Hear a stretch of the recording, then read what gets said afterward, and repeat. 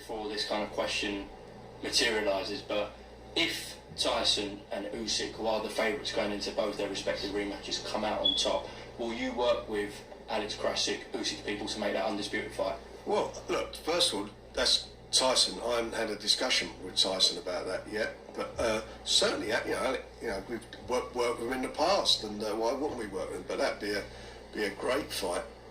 Of course, it'd be a great fight. He's we've got to sort out.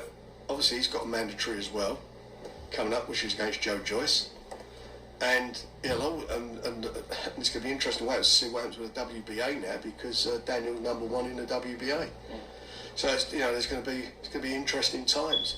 But Britain's in there still, and maybe, who knows? Maybe AJ will come back. Maybe I don't know what decision he's going to make. If he does carry on boxing, then maybe if he fights Usyk, or if he decides not to fight Usyk and fight one of the other guys to get himself into a position, that'd be great as well. They're great fights to be made there.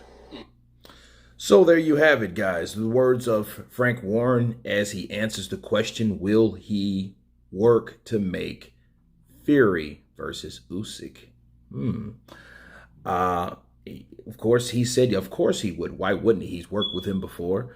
And if that's the fight to make, I know everything's said and done. A lot of dust has to settle before those type of things happen because of the mandatories and so forth. And Wilder, of course, is coming up in a couple weeks, and, all those things.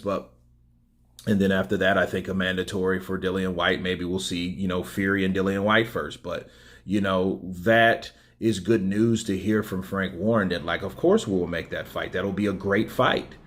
That'll be a great fight to happen. It will be a great fight to be made. You got two boxers. You got two skilled fighters, one little, or one smaller, one bigger, should I say. And, I would like to see how Tyson Fury does. I would like to see what he does do or gels with Oleksandr Usyk, because people talk shit all the time. People say what they would have done, but it's a hell of a thing when you can prove what you say, okay? Because we have a lot of fighters that go through certain avenues. It's either AJ or Wilder, and a lot of times they don't really cross. That's why we haven't seen guys like Luis Ortiz and Anthony Joshua, you know what I mean? Because Luis Ortiz went the Wilder route, right?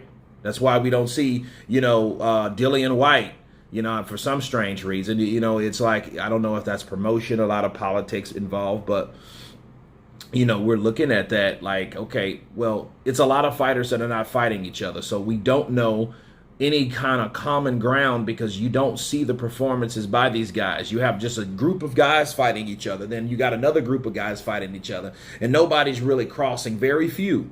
And then the very few are not really elite fighters.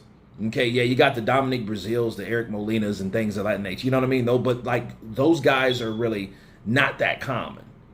You know what I'm saying? So, that's the problem we have. So when anyone says, "Oh man, Tyson is the best now," or Wilder's the best now, you're looking at it like, okay, well, those guys have never fought Oleksandr Usyk. And until Oleksandr Usyk fights these guys, then we can then put a true judgment on Anthony Joshua and really rate his performance based on someone else's performance.